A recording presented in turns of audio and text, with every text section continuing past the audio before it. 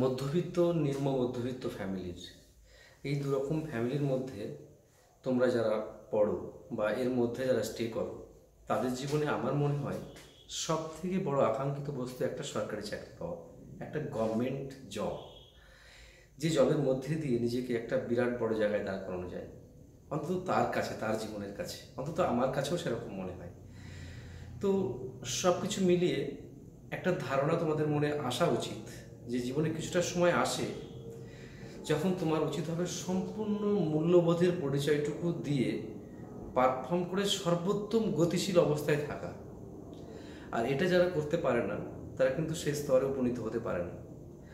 তো আমি চাই তোমরা যারা এই ইনস্টিটিউটের সাথে যুক্ত রয়েছে, তোমরা এমনভাবে নিজেকে প্রতিষ্ঠার লড়াই সংঘবদ্ধ হও যাতে জীবনের সেই একদম স্বপ্নটাকে সফল হওয়ার অন্তিম জায়গায় তোমরা পৌঁছতে পারো, এবং সেখান থেকে ফিরে আসার মন্ত্রটা তোমরা না জানতে পারো। তোমরা শুধু সাকসেসের মন্ত্রটাই শেখো।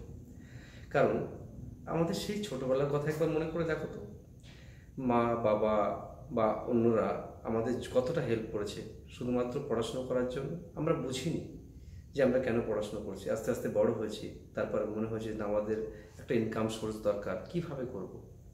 তো আজকে সরকারি চাকরি একটা দরজা খুলে গেছে, কিন্তু একটা বিরাট বড় জায়গায় কিন্তু দাঁড়িয়ে আছি আমরা। এত ভ্যাকান্সি, যা কিন্তু একটা অবাক অবাক ব্যাপার। তুমি কি ভাবছো ভ্যাকান্সি একদম কম?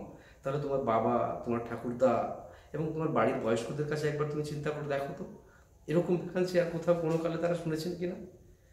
যদি শুনে থাকে তো আমার কিছু বলার নেই, আমার মনে হয় কোনোদিন শোনেন। তো এই স্বর্ণযুগ, আর স্বর্ণযুগের মুখোমুখি তুমি দাঁড়িয়ে আছো। কে বলে এখন গভর্নমেন্ট চাকরি নেই? আর সেন্ট্রাল গভর্নমেন্টের চাকরি, তাও এটা।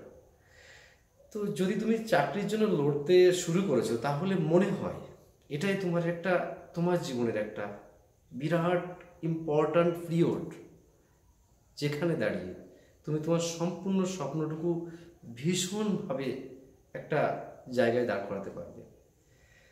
তার জন্য তোমার উচিত খুব মনোযোগী হওয়া এবং প্রচুর পড়াশোনা করা।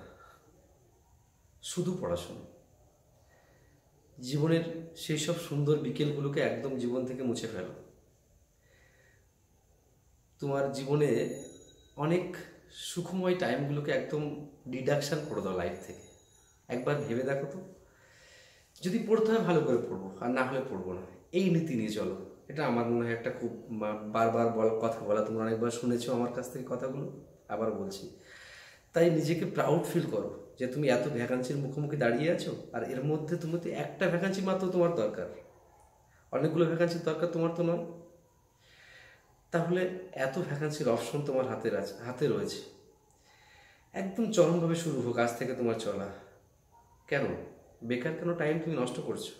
আমার মনে হয় না বেকার অবস্থায় বেকার টাইম নষ্ট করা। যদি নষ্ট করতে চাও, দেখবে নষ্ট করার মতো সময় তোমার হাতে। আর যদি কাজে লাগাতে চাও, দেখবে টাইমই পাচ্ছ না তুমি পড়ার। এত জিনিস পড়ার, এত কিছু পড়তে হবে তোমাকে, তুমি পাচ্ছ না। তো ঠিক আছে, তো আজ থেকে তুমি সন্ধেবেলা থেকেই শুরু করো আজকে পড়াশোনা, চরমভাবে পড়ো, যতটুকু বেস্ট তোমার লেভেলটাকে টপকে যাওয়ার চেষ্টা করো। সারা ইন্ডিয়া যেভাবে ভাবছে, তুমি না হয় একটু আলাদা করে ভাবো।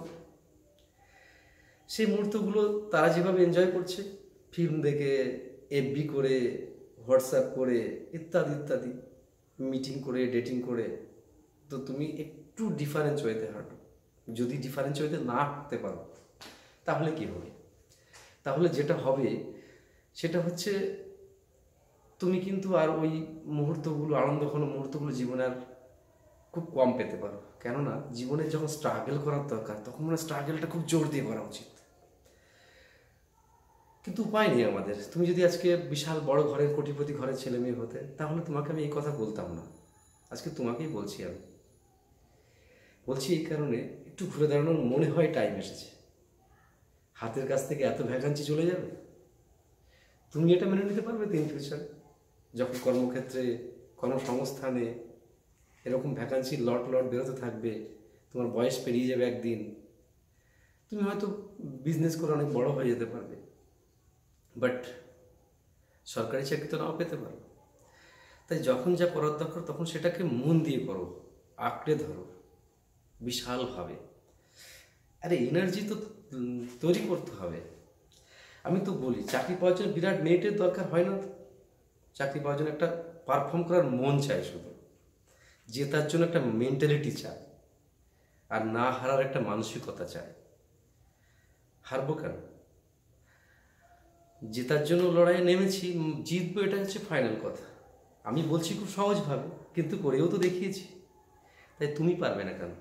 তোমার মধ্যে তো স্পিড রয়েছে, আর তোমার টার্গেটটাও আছে। চলো একবার লড়ে দেখা যাক। ফাইনালি তুমি আজকে ডিটারমাইন্ড হয়ে যাও যে আমাকে কিছু করে দেখাতে হবে। আমি হারিয়ে যাইনি, আমি ফুরিয়ে যাইনি, আমাকে কিছু করতেই হবে এবং ভালো কিছু করতে হবে।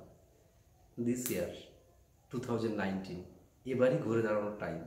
একবার দেখিয়ে দাও লড়াই কাকে বলে। লড়াই না করে কেন তুমি জমি ছাড়ছো? এক টুকরো জমি ছাড়ে না কেউ মানুষ লড়াই না করে। আর তুমি এত বড় একটা সংগ্রামের মুখোমুখি দাঁড়িয়ে নিজেকে কাপুরুষের মতো ছেড়ে দেবে? তাহলে লড়াইতে কেন এসেছিলে? হারিয়ে যেতে পারতে।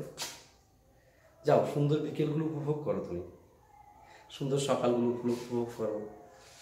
সামনে বসন্ত আসছে, বসন্তটাকে ভালো করে উপভোগ করো। তাছাড়া যদি তুমি পড়াশোনা করতে চাও, পড়াশোনা ভালো করে করো, আর যদি না করতে চাও সেগুলো করো। আমি মনে করছি জীবনটাকে একবার দেখে নাও। তুমি হারিয়ে যাওনি, তুমি ফুরিয়ে যাওনি। একবার প্রুভ করার মনে হয় সময় এসেছে। দেখো তো পারো কি না। যদি পারো, আমি যদিই বলছি, তাহলে দেখবে তোমার চারিদিকটা অনেক পরিবর্তন হয়ে গেছে। তুমি যেখানে দাঁড়িয়েছিলে সেখানে আর দাঁড়িয়ে নেই। একটা নতুন পৃথিবী তোমার সামনে কিন্তু আসবে, আর সেই পৃথিবীর মালিক তুমি হবে। তোমার বন্ধু বান্ধব, তোমার পরিচিতিরা অনেক পাল্টে যাবে। জীবনটাকে একটা রঙিন মনে হবে। চাকরি পেলেও কাজ করে খেতে হবে, কিন্তু তার মধ্যে একটা স্মার্টনেস আছে। কিছু তো করে দেখিয়েছি। ওকে, বেস্ট অফ লাক। একদম স্ট্রাগল করো মন দিয়ে, আর না করবো তো করবো না, ব্যাস। Bye, best of lakh.